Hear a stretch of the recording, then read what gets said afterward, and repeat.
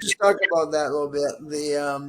So Martin Luther, yeah, I can't remember. I know it's the early 1500, like 15, let's say 1517, 1516. I can't remember exact year or date, but it doesn't matter. Yeah, he left the Catholic Church because of what they called indulgences.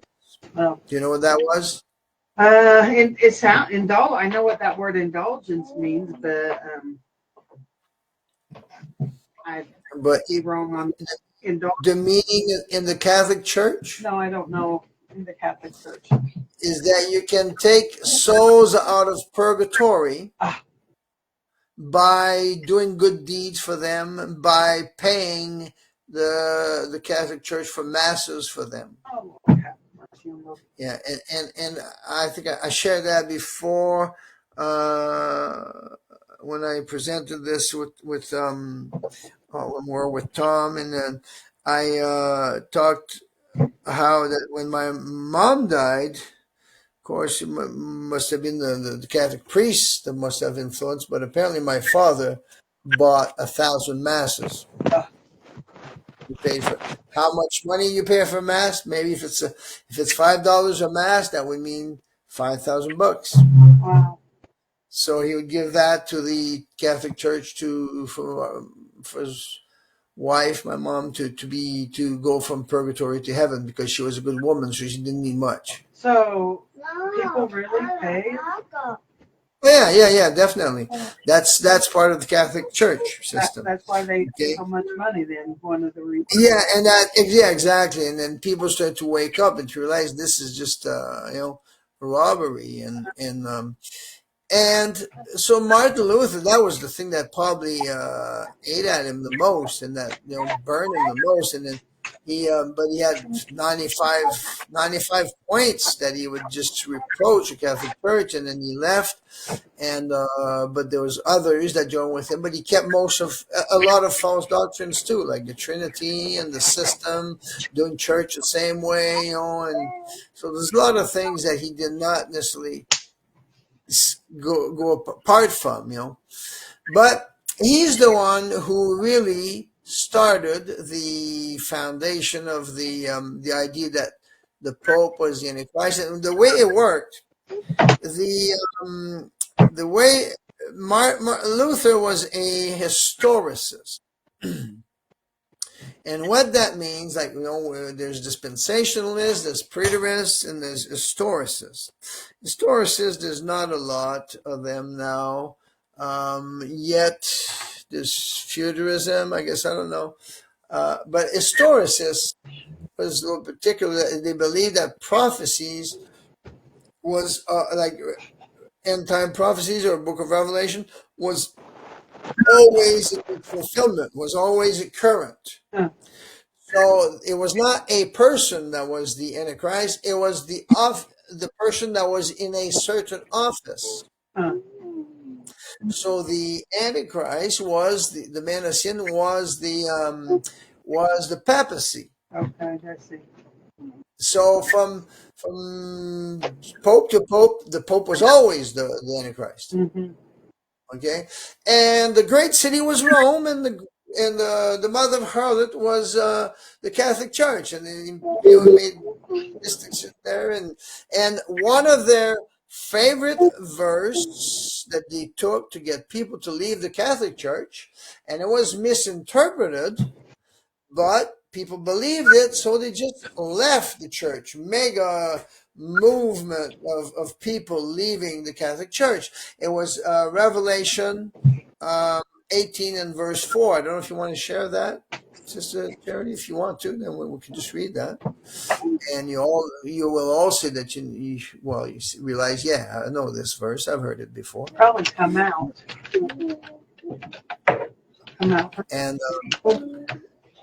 And I learned this from the Baptists when I was a teenager. Even that verse,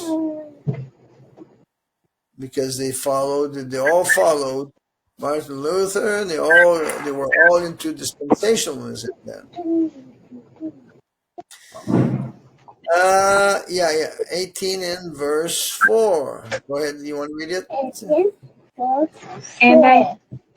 And I heard another voice from heaven, saying, Come out of her, my people, that ye be not partakers of her sins, and that ye receive not of her plagues. Thanks. Yes. So the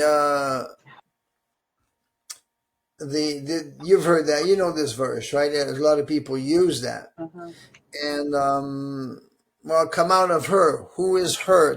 People will come out and say, oh, it's a religion, religious system, and all this stuff. Well, it's Mystery Babylon. And if you don't know how to interpret Mystery Babylon, but it's true that Babylon is maybe physically installed in Jerusalem, but it's a spiritual entity. So yeah, that's could have some part to do with it, but I still have to keep praying that, because I'm just considering some things there. But anyway, so they would use that, and the people believed it. Well, does it make sense? It says, "Come out of her, my people." Sing this to the Catholics. The Catholics, my people. But people began to say, "Well, maybe I'm one of God's people, and I'm being called to come out of her." Yeah. And people would, masses would leave the Catholic Church. Okay, so that's good for this verse. I'll keep explaining. Michelle, the her is referring to the church, Catholic Church. No, it's not. But that's what people believed. No, the her is referring to the great harlot, right? Come out. Let's read verses 1 to 4. Then let's read back a little bit. And after these things I saw another angel come down from heaven, having great power, and the earth was lightened with his glory stuff. And he cried mightily with a strong voice, saying, Babylon the great is fallen, and is become the habitation of devils, and the hold of every foul spirit, and a cage of every unclean and hateful bird. For all nations have drunk of the wine of her wrath, of the wrath of her fornication. And the kings of the earth have committed fornication with her, and the merchants of the earth are waxed rich through the abundance of her delicacies. And I heard another voice from heaven, saying, Come out of her, my people, that ye be not partakers of her sins, and that ye receive not of her plagues. Okay, all right. So let's go back to verse 2, where he says, he cried mightily with a strong voice, saying, Babylon the great is fallen. It's the habitation of devils and a hold of every foul spirit, right? So so when he says come out of her, because in other words, this is coming now, right now, and that's chapter 18, that judgment is coming now on Babylon the Great. And so before the judgment comes, it's just at the point of coming. Okay, verse 4 says, Come out of her, Babylon. Come out of her, my people, that ye be not partakers of her sins. Okay, and that you receive not of her plague. So what Luther had determined, because of the colors, and that would be an interesting thing too to look. Because of the colors of the great whore, as she's described in the Bible, well, it matches closely, maybe not perfectly, but there's a lot of colors that matches with the Catholic Church.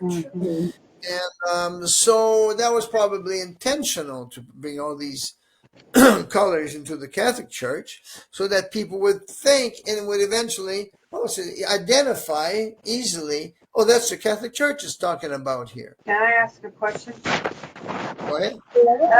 Do you think they picked those colors in observance to knowing the Old Testament and the Old Covenant system of the priest? What was that? Do you think the Roman Catholic Church picked those colors because maybe they knew and had, study of the Old Testament and the system of the covenant and the temple and the priest? The Old Covenant priests wore those colors, so.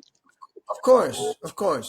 And I even think it was in great part founded by Jews, the Catholic Church, and so they made a false entity, that would relate to Babylon, and so when it's talking about come out of her, it's talking about come out of Babylon, and this is what I'm saying. Martin Luther was convinced because of all the corruption of the Catholic Church that the Catholic Church was Babylon, the great harlot. Okay, So, that's what I thought you were saying. That's why I asked that question. yeah, okay. Mm-hmm. So that's why Luther and in his group, the Protestant Reformation, they would use this verse to convince Catholics to come out of her. Well, where are they going to go? Well, they say, well, come with us. We're the true church. And then the Catholics would say, well, no, we're the true church. And there was not a lot of different denominations like there's today, and there's different ideas, but it was basically two parts, where it was the Protestants and the Catholics. And it was not like the evangelicals, the Pentecostals, the Baptists, and this kind of stuff was not very common back then. Okay. So, Martin Luther came up with this interpretation that every pope was the Antichrist, that the Babylon the Great was always the Catholic Church, the great city was Rome, and so on. Okay.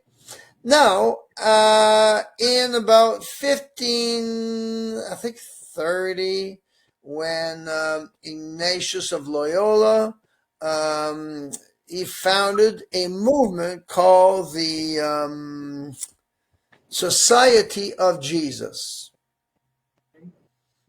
which is better known today as the Jesuit priest.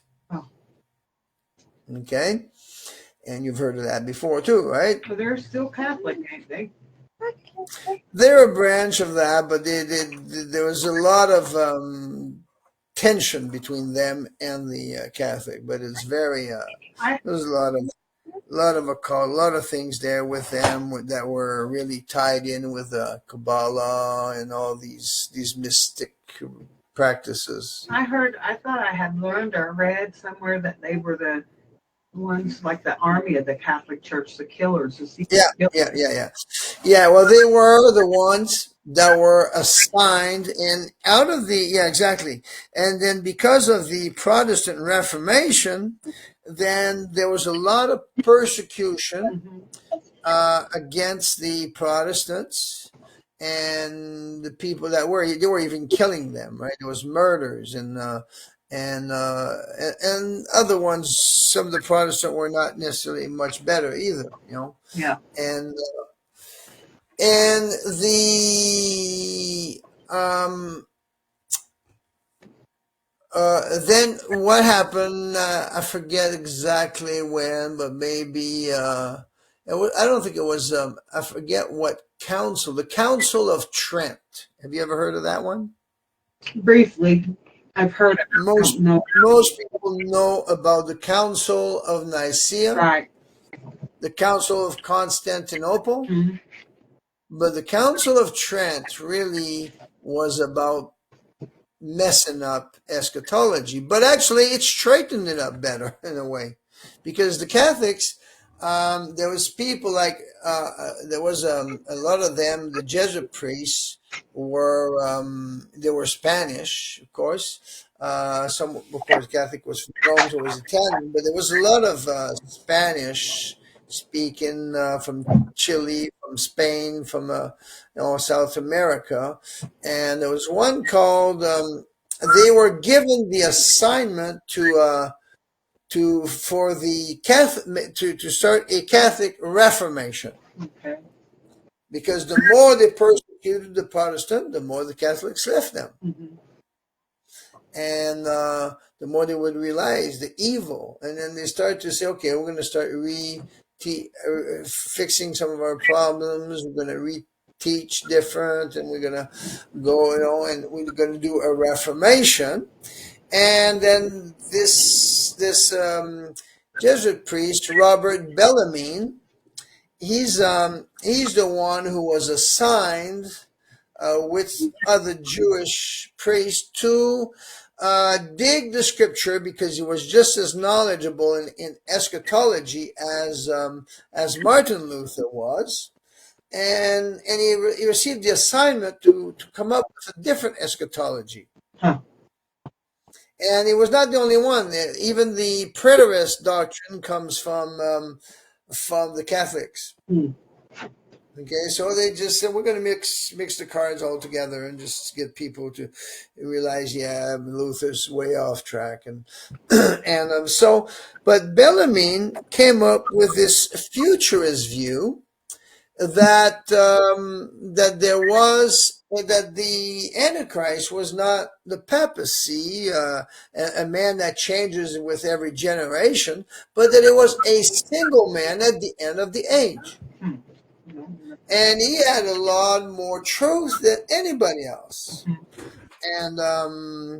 And he came up, and he was convinced that the Antichrist was going to be a Jew. Huh. You had it right. So he had a lot of things right. Mm-hmm. And when you look at do a search, try to find, well, what form of Christianity is not dispensationalist? Well, guess who? Catholic.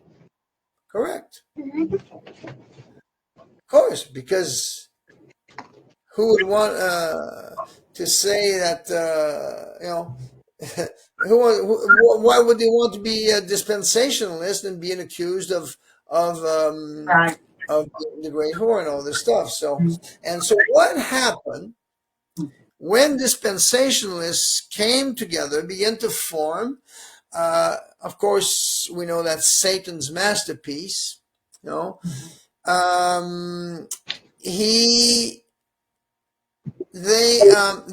took the futurist foundation of the Catholic Church, because that's the one that made more sense. Mm-hmm. And we know who financed the development of dispensationalism. Jews, like it was a lawyer from the New York Billionaires Men Only Club. Mm-hmm. It was only men, and which was a Jewish Zionist association of New York City. And it was called the LOTUS Club. Okay. And they that's when Schofield had moved to New York City, and they obviously would have known that he did not believe that the Jews needed Jesus to be saved, based on what they were influenced by Freemasonry, and when he took over from Darby's things, they're all Masons, and guess what? This poor preacher, he's invited to this billionaires club, and nobody could go to that club unless they were invited by one of the members. And he said, why would a poor preacher be invited to a billionaires club? Corrupt. Exactly, because the man was corrupt. He could be bought, and this is where they financed him to go to England, meet with two occult theologians, Westcott and Hort is their last names. Forget the Anthony Fenton Westcott, I believe, and I forget what Hort's name is, but they were, one was Anglican and another one something else, but they were in the occult. They were into a lot of things. They had secret society clubs and stuff like that, and they were involved in all kinds of things, and a lot of corruption in them. It's weird to think, how do you judge this? Some people think they're great men and all this stuff, but this is who the Jews, that Jew that had invited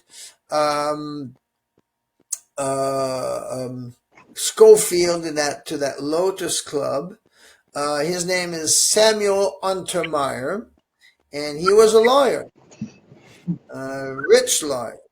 And he paid all expenses for him to go meet with these expert theologians, and that were in the occult, and they would just they made up this system. They commercialized this system called the dispensationalism. And guess what? They did not want to use the King James Bible, but it turned out that's what they used. And it's not funny how they made the King James Bible the supposed to be most trustworthy Bible in English, which was actually translated by Freemasons, or influenced a lot by Freemasons, and it comes from the Masoretes text, the Masoretes, which means it's the Hebrew Bible. It's not the Septuagint Bible they used, they use the text from the Masoretes and Masoretes. I don't know how you say it in English or French. I get mixed up between the Masorete, yes.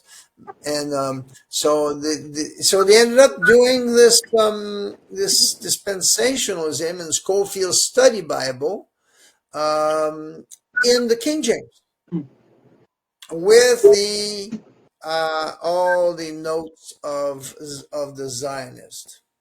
Yeah, that's what it was. That club, there was a Jewish Zionist club of New York City.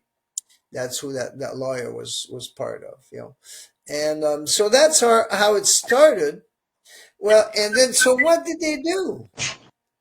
Well, they could not take the Catholics' eschatology or identities in their doctrine. Right. Because it would point at the Jews being the bad guys. And so they used the foundation, the truth of the Catholics of when it comes to a futurist application, but they used the identities of the historicists. Well, the historicist identity of Martin Luther. They said that the pure woman of chapter 12 of Revelation is Israel, and the great whore is the Catholic Church, and they got all the identities mixed up. So this is how dispensationalism is a mixture of the futurist view of the Catholics, but the identification of the historicists from the Protestant reformers. Satan really set that up pretty good, didn't he? Yeah, exactly. And that, I don't know of anybody who teaches that, but for me, the way I discovered that is, it was back last year, I guess, when we had done it on the Zoom call, and I had prepared it, and when I asked a question to AI, I said, when I started to think that, and I was really had enough information to realize, well, that the Catholic Church believed in an Antichrist that would be a Jew. Then I asked a question to AI. I says, are Catholics dispensational? And the answer is immediately no. Catholics are not dispensationalists. Imagine that. And I thought, well, that makes an awful lot of sense. Because so they blended the historicist identities and the futurist view of the Catholics. Very crafty, and now people are so confused with that. And then on top of that, then there's came in that preterist doctrine that is just horrible, horrible, crazy, just as bad, you know. And so there's this is where we got this. So that was a little bit of an unexpected. Satan set it plan. up to make it look like the Catholic Church was the great harlot, so the great harlot could really hide behind that. And then he corrupted the Catholic Church so much that people believe that she is the great harlot because she's so, you know, Yeah, there's too much corruption. Yes, Yeah. exactly. Yeah, it's just like, yeah, because there's a lot of practices there, a lot of symbolism in the Catholic Church that are just satanic, you know. well, no, that too, and the priests molest children. They still got all that. Yeah. There's a lot of things. So so it's easy to make her look like she is the great harlot. Yes, She is evil. Yeah. Of course, the Catholic Church. yes, The system is evil. yes, But she's not the mother right. of harlot. She is probably the daughter that is closest to the mother. Yeah, like they say, there's an expression, father, like son, like father, like daughter. Like mother, like mother, like daughter. Exactly. So so that was a one thing here to look into a little bit tonight. Yeah. My other thought, I don't know if you wanted something else in that line. If you wanted to, I don't even know how we got into this. I don't remember either. But yeah, you asked some questions. But I don't remember what it was now. Yeah. So I guess Okay. Something about religion. What was yeah, the first religion? what was the first religion? Yeah, that may have led to this. Yeah. It did lead to it, but that wasn't exactly it. Yeah. So so that's how that came about. First And about when the Book of Revelation was written. yeah. Talking about that, and something in that area brought up a question. Yeah. There was something else that I had in mind, but I guess I don't know if it's going to take us late. When we did Revelation 17 last time, I messed up on the recording for the last bit. So I don't know if we wanted to go into that. Brother James seems to be busy in something else too. A lot, so doesn't look concentrated, and I didn't know for sure if we would go into this, but it you know. He's physically here. What's that? He's physically here. Yeah. Well, he's probably not learning a lot from that, but he's working on something else. Probably that's what's happening. Yeah. I'm not. And, I'm still here. I'm not tired yet. Okay. Don't know. Did you want to go into that?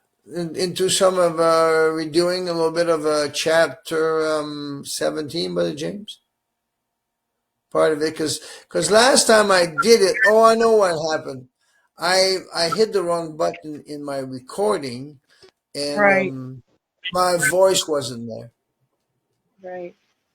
Anything I said, the latter part of the lesson we had done, but it's up, it's up to you if you want to. Sister Denise still have strength. Yeah. What do you mean? Yeah. You have it. What do you want her to teach it? Is that what you're saying? I don't think he's saying that. No. No, I'm asking if Sister Denise still have strength to do this, to get into this. Yeah. Yes. Because she works also, and Yeah, I was. she works. Yeah, I want to hear all of it. I want to be totally engaged, but I am a little tired. Yeah. Okay. That's a good question. Maybe Yeah. Saturday or Yeah, we could do something. Saturday, yeah, tomorrow if I have the meeting with Ronald, with him at around 10, I want to do um, Matthew 24 with him. So that would be with him, but we've done a lot of that together too lately. And that would be good for him. But Saturday we could touch up on some of the stuff. Yeah, we could just and I could take the time to go and look up where exactly I need to definitely start with, because it was very good actually when we did it. But I had. I always forget we're behind in time with you guys. It's only that's why I'm it's only 7 here, so I'm not. Oh yes, that's right. Yeah. Yes, You guys are hours ahead of us. I don't forget.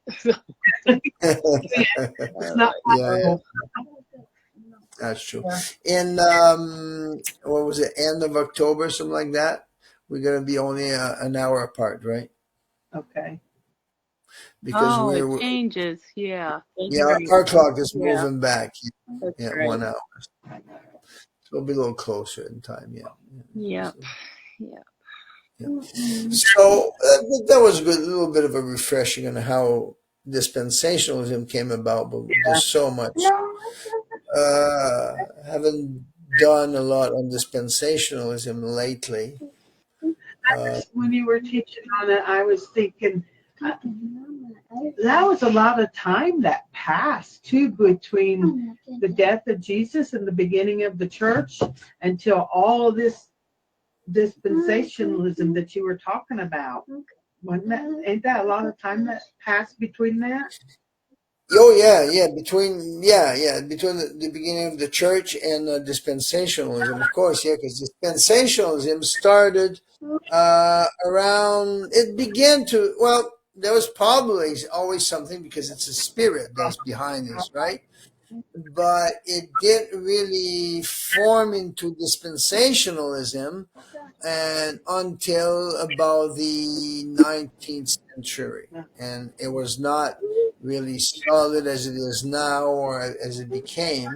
It was just like a forming, and it's through the Schofield Bible that it began to spread everywhere, and with the evangelicals and when they say, I seen some articles one time, an old article that somebody had written, the book that made evangelicals Zionists, and that was the Schofield Bible. Yeah. And see, Manuel de la Conza, if I'm saying it right, who was from Chile, wrote his book, and in the latter part of the 18th century, it was called La Venida del Señor in Gloria y Majestad. Again. It was La Venida del Señor en Gloria y Majestad. And so the glory, the coming of the Lord in glory and majesty. And it didn't get published until after he died. It took him almost 40, 50 years to write. It's actually 2 books, from what I understand. And some general or something like that, found that book and that knew him, and I think he had written some other stuff that was banned by the Catholic Church, but he had changed his name to a Jewish name. He called himself Josephat Ben Ezra or something like that. and which is a Jewish name, and on his writing he signed it a converted Jew. Huh. Oh, a converted rabbi or a converted Jew. Yeah, a rabbi. He was a self-proclaimed rabbi, Jewish rabbi, but he was not even Jewish, and he was not a rabbi. So he did this to with the intention that if the Catholic Church does not receive it, maybe the Protestants are going to receive it. And it was printed a first time in Spanish, then the second time it was reprinted again, and in I think somewhere around 1825. And it got in the hands of a Scottish charismatic pastor by the name of Edward Irving. Mm. And Edward Irving was a tongue talker. He believed in miracles and the gifts of the Spirit and all these things. Then he got into this thing, and even though he knew that this man, this priest, this Jesuit priest, this rabbi was a fake name, and that and yet he went along with him and called him his master, his worthy master. Oh my. And he fell in love with the book, and he translated it in English. Mm-hmm. And he wrote himself a preface to the book that apparently that preface was 400 pages long. Oh my. And in his preface, there was one page that he used the word dispensation 13 times. Mm. So the idea of dispensationalism did not come from the Catholic Church. It did not come from the Jesuit priests, from Lacunza, but it began to form on the basis of a futurist view. And sometimes people will say that the Catholics are responsible for dispensationalism, but I sort of fell for that for a while until I realized, well, no, Catholics are not even dispensational. Okay? But it's because from the futurist view, this idea of dispensation began to develop, and it was mainly Edward Irving that began to bring that in place. And Irving translated in English the books of Lacunza, and he began to believe in a pre-tribulation rapture. And he preached publicly the pre-tribulation rapture for the first time on March 28, 1830, in Scotland or England, in London. I can't remember. I think it may have been in London. And there was a young. Go ahead. No. Was there a question? No, I'm just responding like, huh. Yeah. Okay. And there was a young lass that was a follower of Irving. Her name, you've heard the name before, Margaret MacDonald. That woman that had all them visions. She was only 16-year-old, just a young girl. Oh wow. And while Irving was preaching on that day, March 28, 1830, and I thought, that's strange. I bet you that was a Sunday. And sure enough, I looked it up in the calendar, and it was on their Sunday service. And she fell in a trance under Irving's preaching. And she had visions that there was of a church rapture in two parts: the good saints before the tribulation, and the not so good saints at the end of the tribulation. And it went along with Irving's teaching, and there was no scripture given. But because it went along with Irving's teaching, they believed that the vision came from God. And that was in 1830. And Irving began to preach his doctrine at the it's called Albury Conference in Europe, in England, and a lot of people went there, and then it was popular. It was a big, conference that would be ongoing, I guess, for quite some time, and that's when Darby went to hear. He heard Irving speaking on the topic in at the Albury conferences, but Darby hated Irving because Irving was a tongue talker. Okay, so he had nothing to do with him, but Irving was working so hard and very, very devout in all that he did, but that he died in 1834, 4 years later. He was young. And Darby didn't waste any time to find Margaret MacDonald and to get from her everything she knew from Irving. And that's when Darby began to really develop and work on this dispensationalist doctrine and claiming it was his doctrine, and that's how Darby became known as the father of dispensationalism.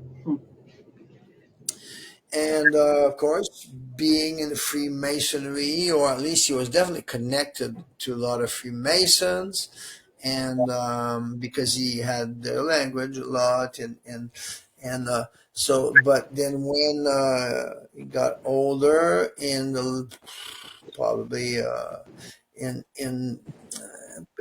went for 50 years. I know he wasn't young. He was in his late 80s, I think, when he died. And somewhere along there, I forget now how the connection was made, or with Schofield, but we know that Schofield was a con man. He was in prison, and he was a criminal. He was an American. Yes, Schofield was an American. And I think I know how it was. You've heard of, is it the Al Moody or something like that? I don't know. Anyway, Al Moody? is that what it is? Is that a person or a thing? No, that's a man, and they started to have also. Was it before or after? Some came from Europe, I think, in Canada, in the U.S. and Canada. They were having conferences in Niagara, I think, on the U.S. side, in the Buffalo side. Okay. In the New York side. And so there was a lot of, in those conferences, Canadians, Americans, and they would go to this. And I think Moody had learned from Darby and began to teach that. And somehow, I think that was the link. I'm not 100% sure. But I know he was in there too. He was dispensationalist as well. And but it was not well known yet until and really what one of the reasons that it was probably not well known yet is because the Zionist movement had not started yet, had not become official during Darby's days. Okay, because the Zionist movement was founded. Anybody know? I think it's around 1890 or something like that, or right around there. Maybe it's in the before the Nazi war, or yes, it was in the 1890s, somewhere around there. Oh, wow. Yeah, that's when the Zionist movement founded with Theodor Herzl. Okay, and this and we're not too sure. I hear different versions about who Theodore Herzl was, and but it seems like, yeah, he was a Jew, but I think he was a Gnostic Jew or even an atheist, something like that. What's the And difference between those two? what's that? I don't know the difference between a Gnostic and atheist. Well, Gnostics, they believe that spirits, roam around, and the perfect world is the spirit world, and the spirits become flesh like humans, and then we are going to be perfect after we come out of our bodies and become separated, and just float around in the air, whatever. I'm not deep in it, I don't know a lot, but it's just a spirit world. Oh, okay. And Weird. the where the physical world is bad, Okay. and according to the Gnostics. And of course an atheist, well, I think you know what that is. Somebody that denies the existence of God. Yeah. Right? Right. Well, can you imagine? Here's this man denying the existence of God, but he wants gonna find a land for looking for a land without a people, for a people without a land. But and this is where it gets a little tricky. Some will say that he did not really want to go to Palestine, but he was looking more for I think Brazil or maybe even Kenya or something like that in Africa, in a place in Africa. But the people that got to sponsor and finance was probably the Rothschild, and they wanted that land of Palestine, and so this is where this few I didn't expect to talk on this tonight, so I didn't refresh because there's a lot of things, and every time you dig into it, you find some new stuff, because it was only last year that I realized that the Catholics were not dispensational, and how that really dispensationalism became the blend of Catholic Futurism and Historicists, the identities of the Protestant Reformers Historicist view. So that's what I'm saying. Every time you learn, you look into stuff like that, you learn something new. Yeah. Just like we've learned every time we've done chapter 5 of Revelation, it just got deeper and deeper. So every time you look into something, you learn something new. But anyways, so after the Zionist movement started, about the same time, maybe what was it, 15 years later, 20 at the most, maybe not even that much.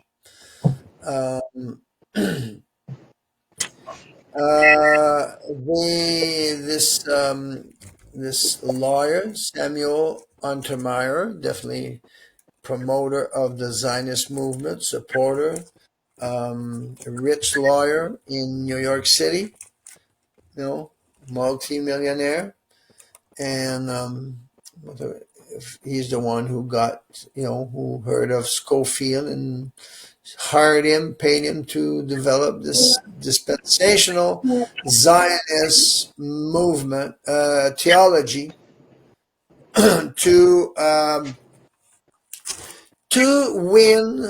get the Christians on their side, because they knew that they could never get the land of Palestine without the approval of the Christians, of the church. So this is why, I mentioned the title earlier about the book that made evangelicals Zionist. It was the Schofield Bible. Right. Okay? And people are brainwashed like never before, like crazy. Yeah, and it's funny because it's like you'd think the Spirit of God would bear witness to it's like they're so, I guess they can't hear God. I don't know if Yeah, they hear the real true God, because it's like, how can you not? they can't. It's because they're influenced by money. Yeah. I heard. I happened to fall on a quick video the other day. Well, it was a live meeting in the UPC church I used to go to, and one of the brother there. He's, he's a good man, and but he's caught in the system like everybody else. But he said he was talking about, they were having a prayer meeting that night, and he said something. He says, "I want to hear from God Mhm. tonight," and he says, it doesn't matter how long we wait. We just need to hear from God, and he says it's amazing how many Christians never hear the voice of God. Yeah. And he was saying about how that at one time there was a fairly good crowd, and he asked, how many people here has ever heard the voice of God? The audible voice, or just in general? Just hearing God talking to you. God speaking to you, however it is. It's the voice of God, right? Right. And he says there was about 4 hands that were raised out of about 200 people or 100 people. I can't remember. So that made me think, wow, thank you, Lord. Yeah. When we, the scripture that says, ask and you shall receive, Yeah. seek and you shall find, and knock and it shall be open to you. And that's what it takes. People are just not determined that or don't realize that they can for themselves hear the voice of God, and they rather lean to a preacher or somebody else. So it happens too in among the preachers. They don't all hear the voice of God. Sounds so much like Old Testament and the Jews and Moses. They would rather listen to Moses than to God. They didn't want to draw nigh to God. Yeah, They were yeah, ready to kill him. yeah. So this Scofield Bible really did a big thing on making Christians Zionists. Yet, from other point of views, apparently the Christian Zionists existed even before the Zionist Jews. Through this Bible, they were, the Christians were more excited about Israel than the Jews themselves, and about all the false promises about Israel and all this stuff, and it's all because there's just a few of the Zionists that made this system develop. And then there was what's this guy? 2 guys. They made this series called, you know it, Serious? a series of book. We'll start with one novel, Left Behind. Behind. I seen the movie. I did see it, but I don't remember it. Oh, yeah. And that's another thing that's full of demons behind this. Yeah. Because, and the way, Brother TJ did some good research on that, and he proved it, and he says, and we were talking about it together, him and I, at one time, says, everyone, he says, you can go on the internet, on YouTube, do a research of rapture dreams. All the people that have dreams about the rapture and all this stuff, and it's all false, right? Because it's just from what they heard. Right. It's not from the Bible. Right. And so they all think it's God. And they all wake up very emotional, very troubled, and all kinds of stuff, and they all think it's God. But what they believe in is not biblical. And they spread those dreams and dreams and dreams and dreams, and people listen to the dreams rather than the scriptures. They should be listening to the dreams and saying that don't line up with scripture. Exactly. So those dreams are, I don't know how these demons do it, but they manufacture dreams. They do. And I know that. Yeah, they do. I know it because I've had some, that were not from God. Right. And I thought, I don't know how they done it, how they do it, how they inject it in people's mind, especially when people have the Holy Ghost. Well, But when in the garden, all he did was talk to Eve, exactly. heard his voice. So Yeah, and when we're asleep, excuse me. he probably how he's doing is probably the same, just speaking and we're hearing it. It's because words paint pictures. I tell Charity that all the time. If we don't speak the right thing, we paint a bad imagination. Yes. That because as we hear things, our brain's processing and we're visualizing what we're hearing a lot of times. Yeah. Yeah. And Very good. I don't think you have to be asleep. Yeah, No. you don't. You don't. He comes. I mean, I know you don't have to be asleep. True. So I said, I think You God, have to keep talking. because when we're asleep is when we're at our most vulnerable, because we can't protect ourselves when we're asleep. If we don't something, and so. Well, it's more the fact of what you believe, because if you're caught with if you're bound with a false doctrine, that false doctrine is like alive. Right. It's like a demon itself. Yeah. Which is very strange, when you have this thing affects you, and you find out that the less and less false doctrines you have, the more peace you have. Yeah. And, that's why I had a hard time in questioning God, because it's like if I believe some lies mixed with truth, how could I have been completely healthy? Because for me, it seems like a lie would be poisons and brings death. Yeah, but it says that word is a medicine, right? Yeah. So when you hear the word, it's there to bring medicine, and sometimes you need more than one drop. You need to. When we were in UPC, it wasn't coming out pure word; it was coming out corrupted word. Exactly. So we didn't get here. There's stuff that didn't get right. Right. And yeah. It's like when we see this the Son of God, Jesus being the Son of God, and God is only the Father is God. It's like it unlocks hundreds of scriptures. Yeah. And we experienced it, but James and I, because we experienced it about the same time.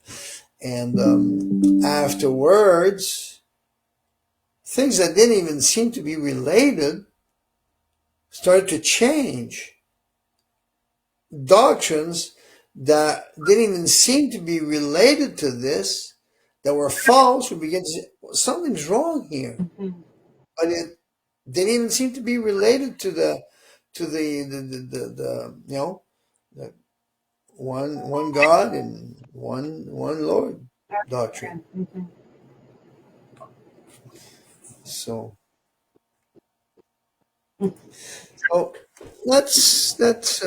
was another half hour. We covered a good topic tonight that we had done for quite some time. So yeah, and there's so much into this dispensationalism. It's almost when coming into this is almost like being born again, and discovering God's word all over again. Yeah. What? I'm just going to check something here. Oh, what's going on here? Okay. What was I going to say?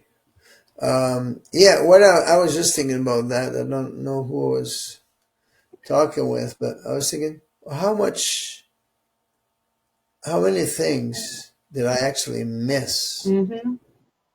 from believing something wrong, a false way, having a false understanding of who God and Jesus are,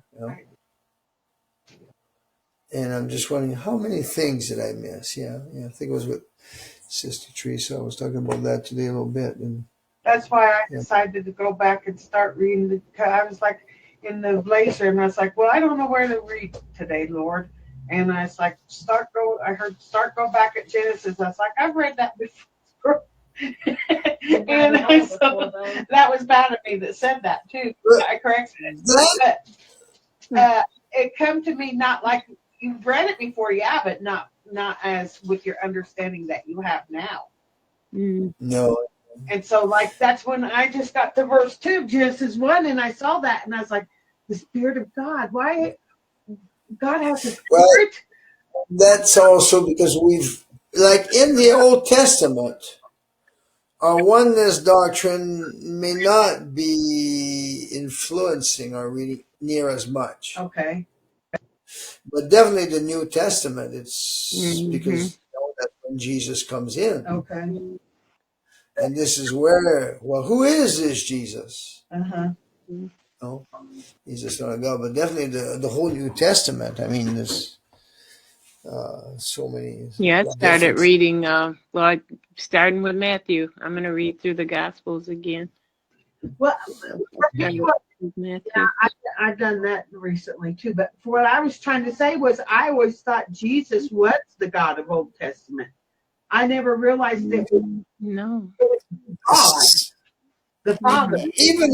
Even as a oneness, for me, that didn't make sense. Right. And they would say that when Jesus created the earth, well, Jesus was not in the Garden of Eden either, or did not put Adam in Eden, That didn't seem right, That I didn't register what you're saying. Is you said, but I didn't think that way. It like I when I read it, it didn't, or when. Yeah, you're just not paying attention, right? I guess so. Yeah. So many things that were said that. I think sometimes you can read things and you have an understanding, but you don't accept it because somebody else is telling you something different. People that you revere, they're telling you the opposite, but in your, within yourself, it's still not making sense to you, but you just accept it because who it's coming from sometimes. Like your pastors or people that were there before you. Yeah, because I can say when I did read the New Testament and I'd read Jesus and I'd hear the Trinity saying, but what about Jesus praying to his Father? And I wouldn't question. I just say, well, that's because he was. I don't remember what they said, but I just went along with the lies that they. The flesh praying to the Spirit. The flesh praying to the Spirit. Yeah. Yeah. Yeah. I'm going to stop the recording. I don't even know if it worked, but anyways, stop it there.